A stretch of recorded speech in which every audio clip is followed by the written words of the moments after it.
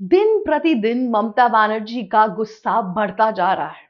उनका गुस्सा एक आक्रोश में आ रहा है और एक जो सवाल सबके मन में आ रहा है कि एक्चुअल में ऐसा क्या छुपाना चाहती हैं ममता बनर्जी, जिसके वजह से वे अमित शाह पे और नरेंद्र मोदी पे या इन जनरल बीजेपी पे इतना टारगेट करती जा रही हैं।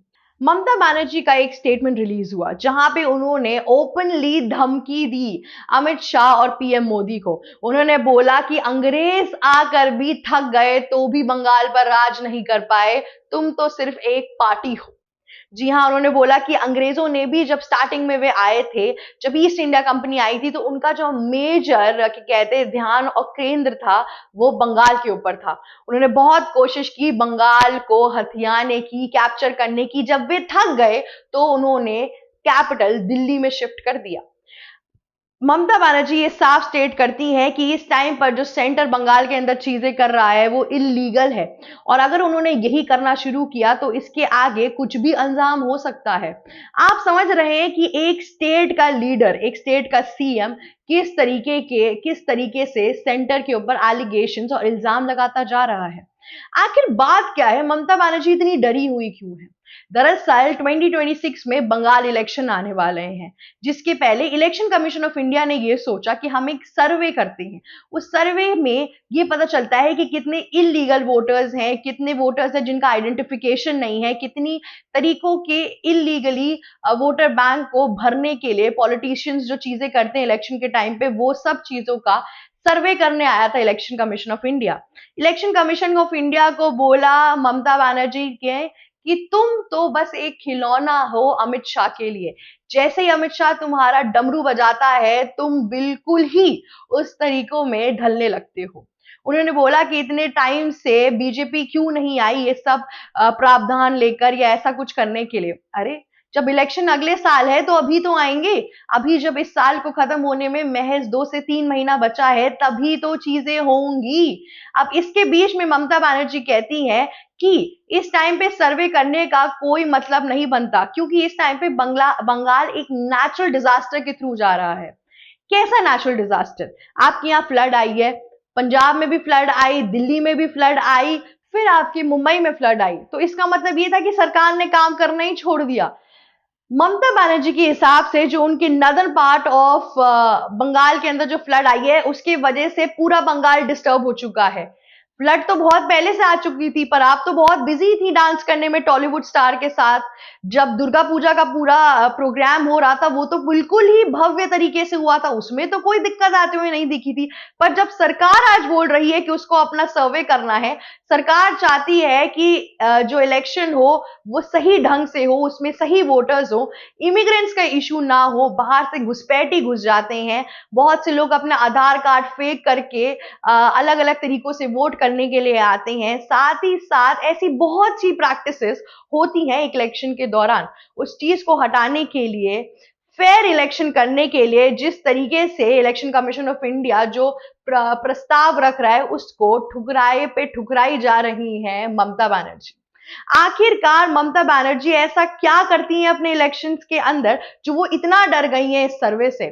शांतनु ठाकुर ने, जो अभी यूनियन मिनिस्टर हैं बीजेपी की तरफ से, उन्होंने ये बोला कि इसके बाद से ऑलमोस्ट 1 करोड़ या 2 करोड़ के आसपास लोगों को हटाया जाएगा बंगाल के वोटर लिस्ट से। अब आप सोच रहे होंगे कि ऐसा क्यों?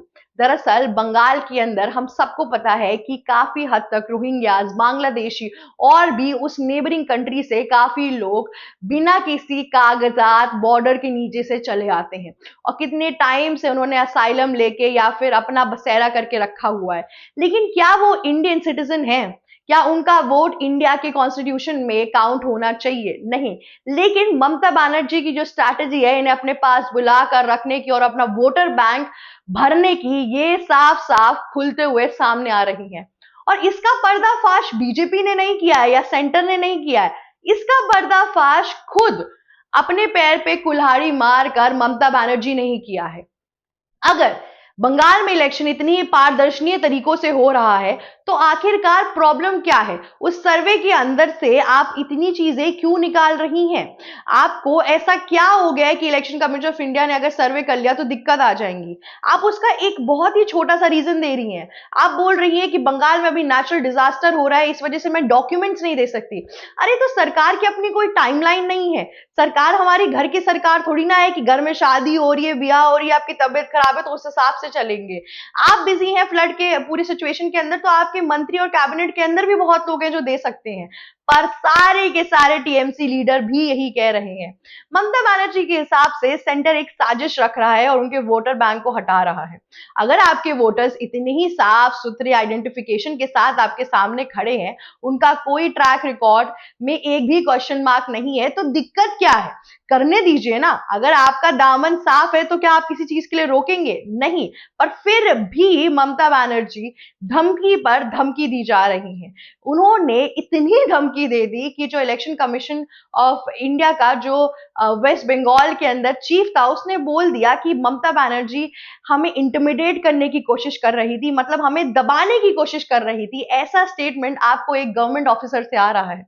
तो आप समझ रहे हैं कि बंगाल के अंदर चीजें कैसी होती जा रही हैं।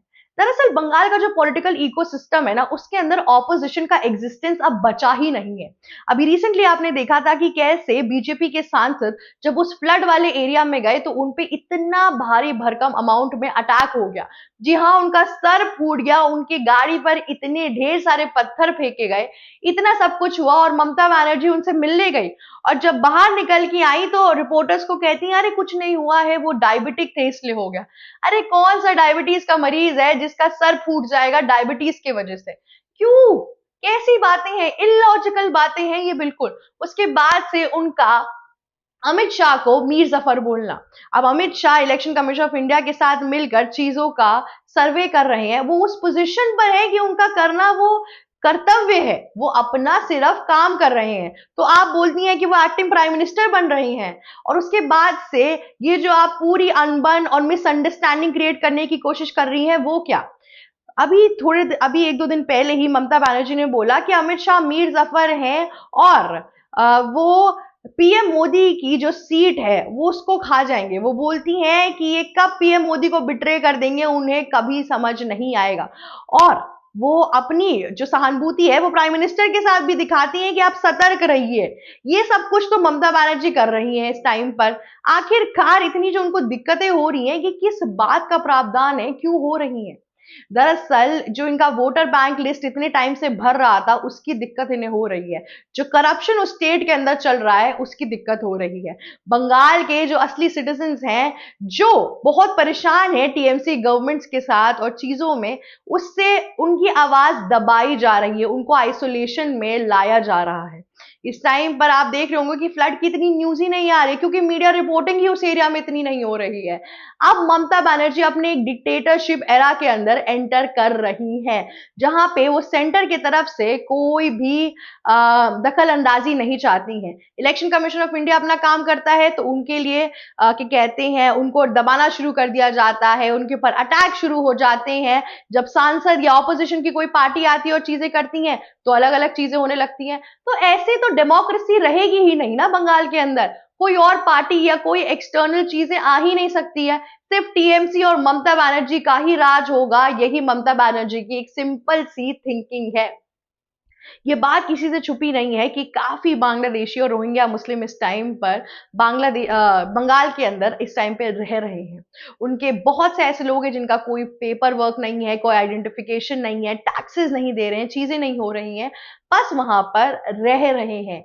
उसके बावजूद भी उनको वोटिंग करने का प्रावधान कौन देता है? ये वोटिंग लिस्ट के अंदर जिस तरीके का गोलमाल होता है वो कौन करता है? क्या ये सब कुछ चीजें ममता बनर्जी को पता नहीं है जो आज इस तरीके से एक्ट कर रही हैं? और अगर पता भी है और चीजें भी हैं और उनका कोई हाथ नहीं है सब चीजों के अंदर, तो सेंटर को अपना काम करने दो। इलेक्शन कमीशन ऑफ इंडिया जो चीजें करना चाह रहा है उसे वो करने दो, फिर उसमें इतनी दिक्कत क्यों हो रही है? दूसरी ओर बीजेपी के लीडर ने बोला, जो वेस्ट बंगाल के थे, उन्होंने बोला, अधिकारी जी बोलते हैं कि ममता बनर्जी कुछ छुपाने की कोशिश कर रही हैं। जिस तरीके की धमकियां सामने आ रही हैं उससे यही पता चल रहा है कि वो अंदर से कितनी डरी हुई हैं।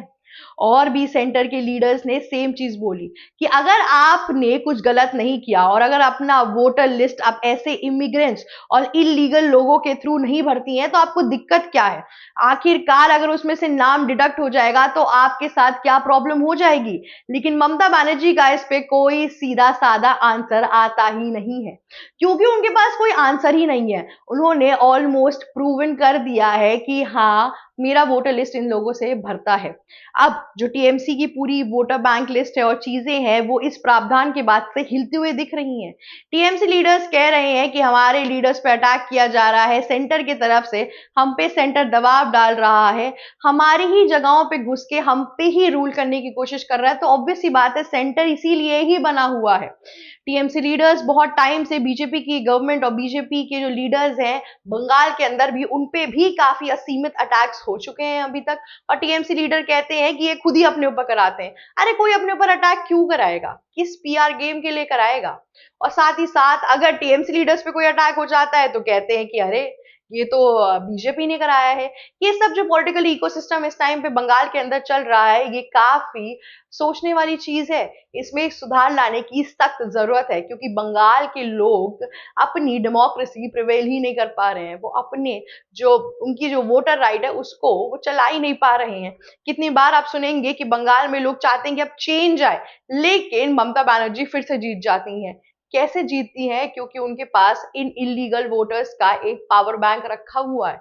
अगर नहीं ही होता तो इतना क्यों बचा रही हैं वो, और किस चीज को बचा रही हैं इतने टाइम से? ये सब जो चीजें हैं, इन सब का आंसर आपको जरूर और जल्द मिलेगा। उन सब चीजों के लिए आप देखते रहे ABC Hindi. Thank you so much for watching us. अगर आपको वीडियो अच्छी लगी तो प्लीज लाइक, शेयर, सब्सक्राइब और कमेंट करना मत भूलिएगा। ऑल्सो जाते जाते बेल आइकन जरूर हिट कर दीजिएगा। Thank you. ABC Hindi news, आज ही जुड़िए हर खबर के साथ।